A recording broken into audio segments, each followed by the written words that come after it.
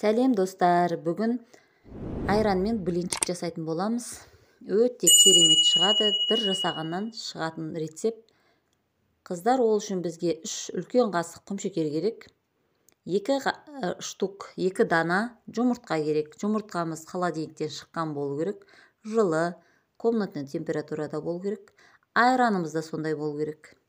Бұл жерде жұмыртқамызды әттен араластырамыз. Құмшекер екеуін құмшекеріміз жақсылап езіліп еру керек. Одан тұз. Бұл жерде бөлек массаға айранымызды алып, үстінен 1 ас қасық сода салып жақсылап араластырамыз. Реакция жүру керек, сонда айранымыз 2 есе ұлғайып, көпіріп, әдемі болады. Міне қыздар, міне осылай реакция беру керек. Ол жақсы. Содаңыз да жақсы, айраныңыз да жақсы деген сөз.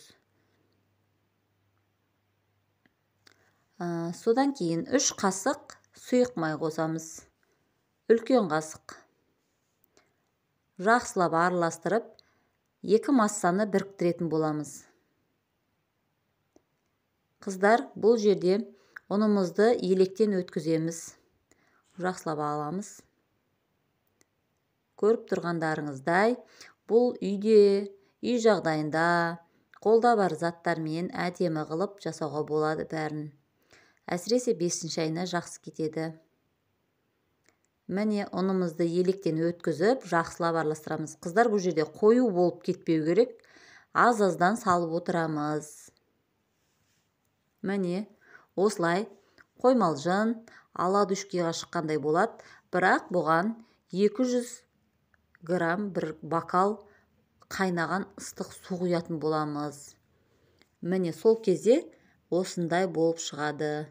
Қыздар, табамызды қыздырып аламыз да, астын орташа отта қойып, осылай пісіріп аламыз.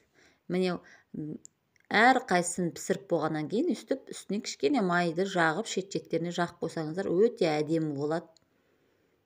Міне содан кейін айта кетейін, қыздар, блинды айранмен істегеннен кейін табаға құятын кезде қозғап тұрғандарыңыз жақсы массаны, сонда әдемі шығады. Мен тез-тез піссін деп 2 табаға пісірдім. Біреу блинның өзіне арналған табасы жұқа болғандықтан оның астын бәсеңдей қойдым. Міне астын қозғап істесеңіздер әдемі кетеді. Осылайынан құйып, менде кішкентай ожау болса 2 ожау кетіп тұрды.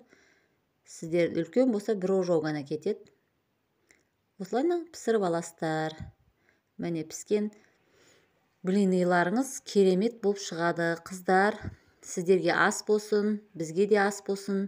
Сіздерге сәттілік, жасап көріңіздер. Бір жасағаннан шығатын рецепт. Менің каналыма жазылмасаңыздар, YouTube каналыма жазылып, лайк, комментария күтем сіздерден.